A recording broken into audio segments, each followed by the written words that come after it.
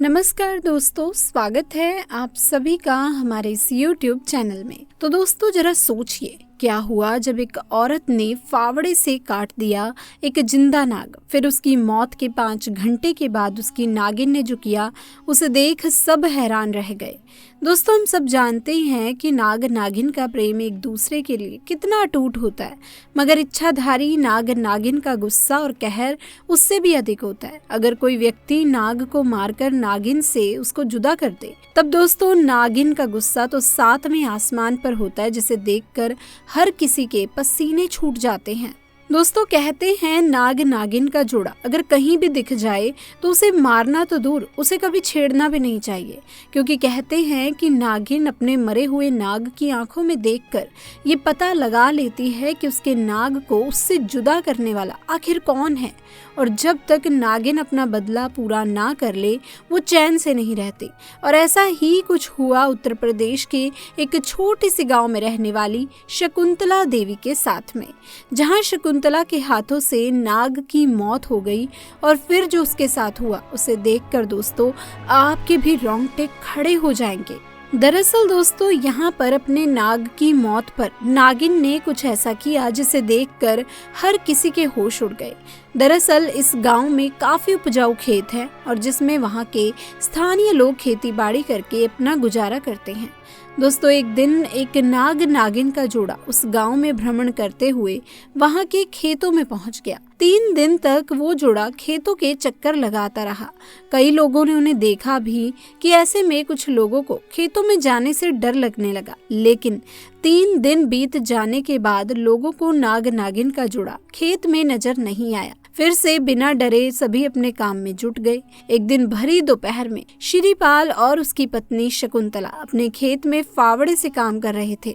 तभी दोस्तों वहां वो नाग नागिन एक दूसरे से बिछड़ गए और नाग अकेले नागिन को ढूंढते ढूंढते उसी जगह पहुंच गया जहां ऋषिपाल अपनी पत्नी के साथ अपने खेत में काम कर रहा था।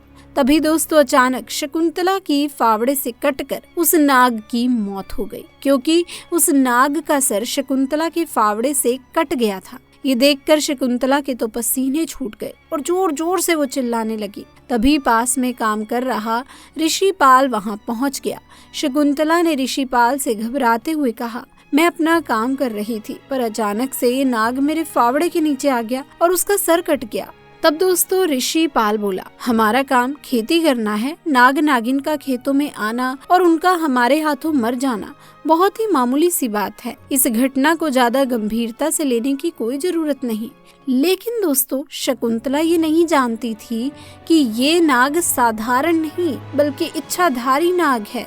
ऋषिपाल की बातें सुनकर अब शकुंतला की हिम्मत थोड़ी बढ़ गई और उसने उस नाग को फावड़े से उठाकर खेत की झाड़ियों में डाल दिया। और दोस्तों यही उसकी जिंदगी की सबसे बड़ी भूल थी, क्योंकि वो इस बात से अनजान थी कि वो इच्छाधारी नाग है और उसकी नागिन भी इच्छाधारी है। शाम का समय हो रहा था, तो ऐसे में ऋषिपाल और उनकी पत्नी अपने घर चले गए और घर जाकर दोनों ने खाना खाया और आराम करने के बाद दोनों बेफिक्र होकर सो गए। लेकिन दोस्तों नागिन कहाँ शांत रहने वाली थी। उसने अपने नाग का बदला लेने के लिए उसी दिन उसकी मौत के 5 घंटे बाद नागिन उसके गांव में आ गई और शकुंतला के घर को ढूंढते हुए गांव वासियों के घर में घुसकर लोगों को डसना उसने शुरू कर दिया। उसने जैसे ही 2 घरों में लोगों को डसा तो पूरे गांव में हड़कंप मच गया और सभी लोग चिल्लाते हुए गांव के बाहर एकत्रित हो गए। फिर वो नागिन गांव के महादेव के मंदिर में चोटी पर जाकर बैठ गई और देखते देखते उसने एक विशाल रूप धारण कर लिया।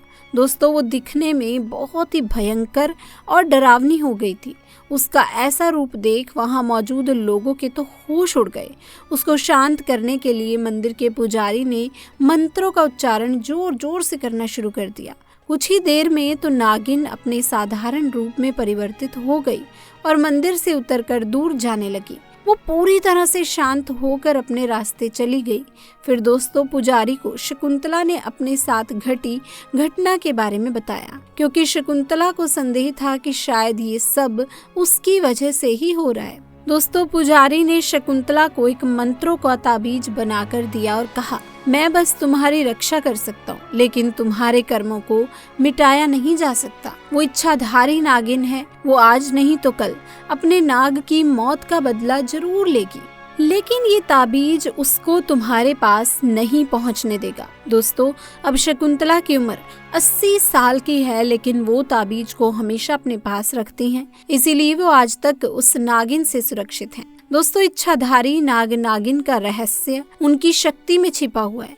वो इंसानों की मनोकामनाओं को पूरा करने में सक्षम होते हैं। ये एक ऐसी शक्ति है जो सभी मनुष्यों के लिए अनुपलब्ध है। सांप को मारने के संबंध में अक्सर कई लोग कहने लगते हैं कि मत मारो, इन्हें भगा दो या जाने दो। दरअसल इसके पीछे भारतीय अध्यात्म और दर्शन का ज्ञान छुपा है। भारतीय दर्शन में कहा गया है कि जीने का हक सभी को है, इसीलिए किसी जीव की हत्या नहीं करनी चाहिए। लेकिन दोस्तों, ज्योतिष इससे एक कदम और आगे हैं। ज्योतिष शास्त्र के अनुसार सर्प को मारने से सर्प दोष और पितृ दोष लगता है। इन दोषों की वजह से जीवन में कई तरह की परेशानियां, कार्यों में बाधा और संतान संबंधी विषयों में कष्ट मिलता है। बहुत से लोगों की जन्म पत्री में काल सर्प, सर्प दोष और पितृदोष होने की स्थिति में भी यही कारण बताया जाता है। तो दोस्तों, आज की वीडियो में बस इतना ही। ऐसी ही रोचक कहानियां सुनने और देखने के लिए वीडियो को लाइक और चैनल को सब्सक्राइब कर लें। तब तक के लिए आप सभी का धन्यवाद।